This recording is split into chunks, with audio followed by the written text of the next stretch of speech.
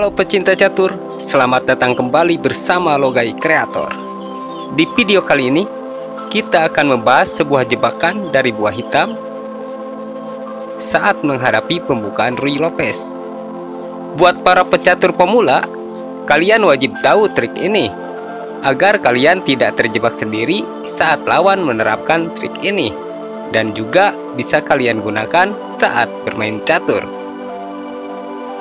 Dalam jebakan ini, kita berada di posisi hitam. Pada posisi kali ini, banyak sekali variasi jebakan yang dapat kita terapkan.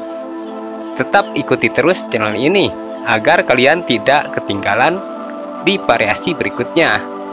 Oke, mari kita perhatikan langkah lawan berikut ini.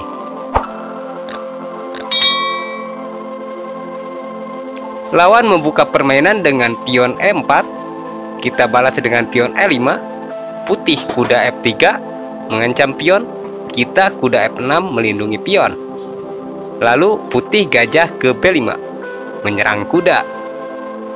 Dari mulai kalangan pemula hingga grandmaster sekalipun, kita seringkali menjumpai pembukaan seperti ini. Sebagai pemahaman dasarnya, gajah ini bertujuan untuk mengambil kuda pada C6. Karena kuda C6 ini satu-satunya pelindung pion, dan kuda F3 ini bertujuan akan menyerang pion E5 ini.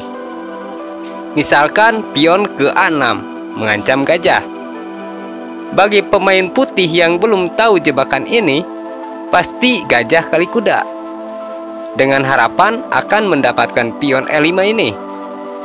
Setelah pion kali gajah, maka kuda kali pion. Dan di sini, jika kita sebagai hitam, kita dapat menerapkan jebakan yang sangat mematikan. Agar lebih jelas, kita putar dulu posisi caturnya. Kita kembali dari awal ya. Pion E4, pion E5, kuda F3, kuda C6, gajah B5, pion A6, lalu gajah kali kuda. Nah, disinilah kita akan memulai jebakannya. Jadi di sini langkah yang tepat yang akan kita lakukan yaitu pion yang di D7 ini kali gajah. Jika kuda kali pion, menteri ke D4 mengancam kuda dan pion, dan putih bisa kehilangan salah satunya. Jadi langkah terbaik buat putih di sini kemungkinan tidak akan memakan pion terlebih dahulu dengan kuda. Pastinya akan blokade pendek terlebih dahulu untuk mengaktifkan bentengnya. Jika benar putih blokade pendek, kita gajah ke G4 mengunci kuda. Jadi kuda tidak akan berani memakan pion E5 karena gajah bisa menyantap menteri. Dan buat putih yang merasa terganggu dengan keberadaan gajah kita ini, pasti akan mengusirnya dengan pion ke H3. Dan disinilah kita memulai jebakannya. Di posisi seperti ini, kita tidak perlu melarikan gajah kita ini. Gajah kita ini tetap dibiarkan saja mengunci kuda. Yang akan kita lakukan yaitu memajukan pion ke H5 melindungi gajah. Buat pemain putih yang rakus dan belum tahu jebakan ini, pasti pion kali gajah. Lalu kita pion kali pion mengancam kuda. Di sini ada 3 petak untuk kuda kabur. Bisa ke H2, bisa ke E1, atau memakan pion E5 ini. Jika semisalnya kuda ke H2, maka menteri kita maju ke petak H4, mengancam skakmat di petak H2 dengan memakan kuda. Tidak ada perwira putih yang dapat melindungi kuda ini. Hanya ada beberapa kemungkinan buat putih agar rajanya bisa kabur. Pertama, jika semisalnya putih memajukan pionnya untuk jalan kabur rajanya, maka majukan saja pion kita ke petak G3. Dan tetap raja tidak bisa kabur karena ada pion. Kuda putih ini tidak dapat lari karena menteri bisa ke H1 skakmat.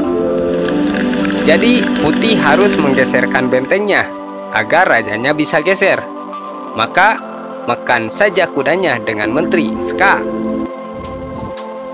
Raja hanya bisa geser ke F1.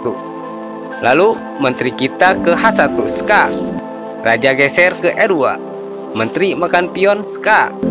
Dan setelah ini kita dapat melanjutkan serangan-serangan lainnya yang dipastikan hitam ini dapat memenangkan permainan. Oke, kita lihat kembali ke langkah sebelumnya. Setelah menteri ke H4, putih melangkahkan benteng duluan ke petak E1. Ya, kita langsung makan kudanya skak. Raja geser, menteri ke H1 skak. Raja ke E2, menteri kali pion. Dan tetap saja hitam bisa dipastikan unggul, dan sangat besar kemungkinan untuk hitam dapat memenangkan permainan. Oke, kita lihat lagi ke langkah sebelumnya. Setelah pion kali gajah, pion kali pion mengancam kuda. Di sini putih tidak melarikan kudanya, karena kuda ini adalah satu-satunya perwira putih yang dapat mengontrol petak H4 dari serangan menteri hitam. Jika kuda ini diangkat atau digerakkan kemanapun, jelas menteri hitam akan duduk di petak H4 dan mengancam skakmat buat raja putih. Jika putih tidak melarikan kudanya, tetapi memilih menggeserkan benteng duluan ke petak E1 untuk membuka jalan kabur rajanya, maka makan saja kudanya dengan pion. Menteri kali pion, lalu menteri ke H4 mengancam skakmat di petak H1. Jika menteri putih mencoba untuk menutup, maka makan saja menterinya dengan menteri, pion kali menteri, benteng kali pion. Dan dalam posisi seperti ini pun pastinya hitam lebih unggul, sementara pertahanan raja putih sudah jebol.